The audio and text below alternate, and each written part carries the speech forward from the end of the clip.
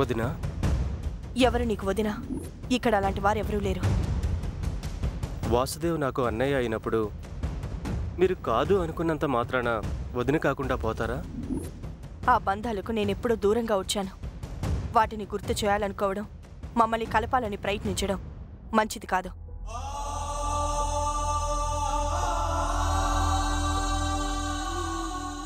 కొన్ని పరిచయాలు రైలు ప్రయాణం లాంటివి. ఎవరి స్టేషన్ రాగానే వాళ్ళు దిగిపోతారు.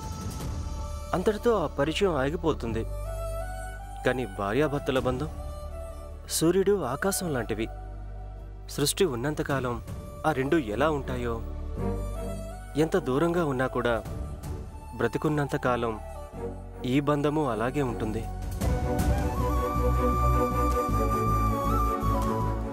మర్చిపోయిన దాన్ని గుర్తు చేయమనో, మళ్ళీ మిమ్మల్ని కలపాలనో నేను రాలేదు వదినా. మీలాగే అన్నయ్య కూడా అన్నీ మర్చిపోయి దూరంగా ఉంటున్నాడు. కానీ నిన్న గుడిలో జై మాటలకు అన్నయ్య చాలా బాధపడుతున్నాడు. తండ్రిని క్రిమినల్లా చూశాడని తట్టుకోలేకపోతున్నాడు. చాలా సంవత్సరాల తర్వాత కొడుకు ఎదురు పడితే ఒక తండ్రి అనుభవించే ఆనందమే లేకుండా చేశాడు జై. జై అలా ప్రవర్తించడానికి కారణం మీరు కాదని నాకు తెలుసు. అన్నయ్య కూడా అర్థం చేసుకోగలడు. కానీ అది తప్పు అని చెప్పాల్సిన బాధ్యత మాత్రం మీ మీదే ఉంది. కొంచెం అర్థమయ్యేలా చెప్పి ఇక ముందైనా అన్నయ్య బాధపడకుండా చూడండి.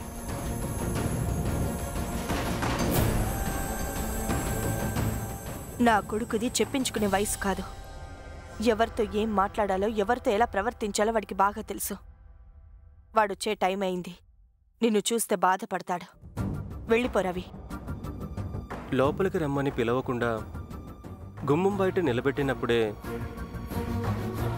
నా మీద మీకు ఎంత కోపం ఉందో అర్థమైంది వదినా.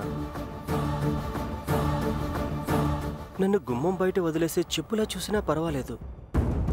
కానీ అన్నయ్య బాధని మాత్రం కాలులో గుచ్చుకున్న ములులా భావించి తీసే వదినా,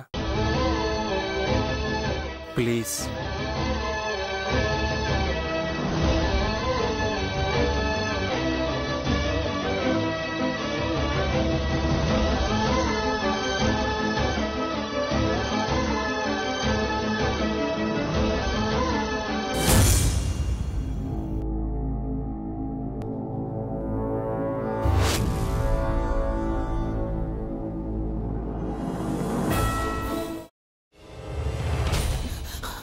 నువ్వు ఇంకేమన్నా చెప్పాలా?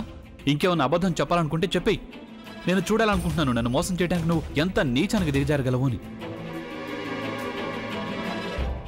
ఎందుకు ఆలియా, ఎందుకు నువ్వు ఇలా చేసావు? నీకు తెలుసు కదా నానమ్మ తర్వాత నీ ఒక్కదానిని కదా నేను పూర్తిగా నమ్మేది. ఏమన్నావు నువ్వు? ఈ మధ్య అన్నిటినీ మర్చిపోతున్నావా? అది చాలు. వాటిలో ఉన్న శక్తి విషయాన్ని గ్రహించి మనకు వివరిస్తాయి.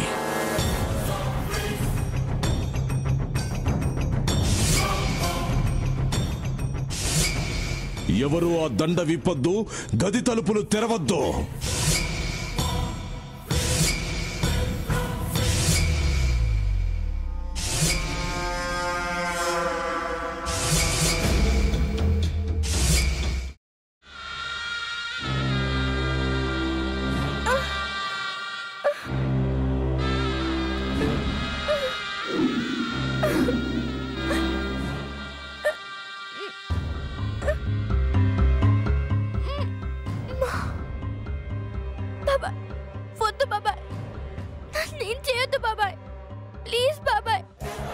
నిజం తెలిసినప్పుడే నా ఆలోచనలో నువ్వు చచ్చిపోయావు.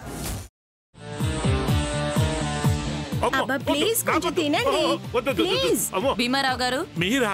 ఇగో మీరా కాదు, సక్కుబాయ్. అవును, మీ పనామే లేచిపోయిందని చెప్పి కంప్లైంట్ ఇచ్చినావు కదా. రేయ్, ఆయన కంప్లైంట్ ఇచ్చింది లేచిపోయిందని కాదు, కనిపించడం లేదు అని. అట్లానా? సరే మేడం. ఇడియట్. ఆ వంట మనిషి పేరేంటన్నారు? రత్తాలు మేడం. ఏం పెద్ద మంచి, నీ వంట మంచిని కూడా మేడం అని పిలుస్తావా? రేయ్ హాఫ్ బ్రెయిన్,